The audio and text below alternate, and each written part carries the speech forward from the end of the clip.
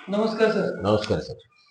आपल्या इथं धाराशिववरनं सर आलेत कोळगे साहेब हं. तर आपल्या उपचारांनी सरांना काय काय फरक पडला काय नाही त्यांच्याकडेच जाणून घेऊ. सर सर्वप्रथम आपलं नाव काय सांगा सर?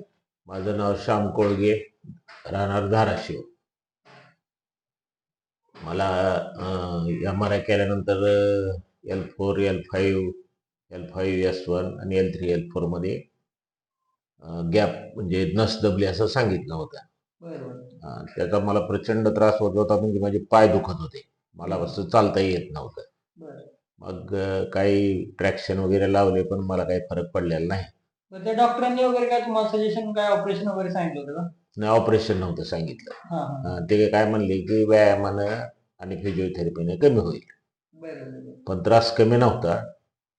आपल्या उपचारांनी काय फरक पडला सर तुम्हाला? तुमच्या उपचाराने पायातल्या वेदना पूर्णपणे थांबल्यात बरं. आणि मणक्याचं थोडस म्हणजे कमरेत थोडस दुखतंय, पण ते तितकं पाहिले इतकं हेवी नाही. बरं. आणि चालता यायला लागलं, सगळ्यात महत्वाचे. चालता येत नव्हतं. आधी चालता वगैरे येत नव्हतं. येत नव्हतं अजिबात. आणि तुम्हाला असं सरळ झोपता वगैरे येत होतं का आधी? सरळ झोपताना मान टेकत नव्हती. आता टेकायला आता लागले? मान टेकायला लागली. बरोबर. आपल्या उपचारांनी तुम्हाला किती पर्सेंट पर्यंत फरक पडल्यासारखं वाटतंय सर? आता मला 85% पर्यंत फरक पडला असं वाटतंय मला. हे किती दिवसामध्ये झालं सर? किती पाच सेशन घेतले? 5 सेशन घेतले आपण सर. 5 सेशन मध्ये 85% पर्यंत हो बरं झालं. हो. आपण तुम्हाला कुठल्या टॅबलेट दिल्या, कुठले मेडिसिन दिलं आजपर्यंत का कुठल्या इंजेक्शन दिलं? नाही, कुठलंच इंजेक्शन नाही, कुठलीच गोळी नाही, कुठलंच काय घेतलेलं नाही. बरं.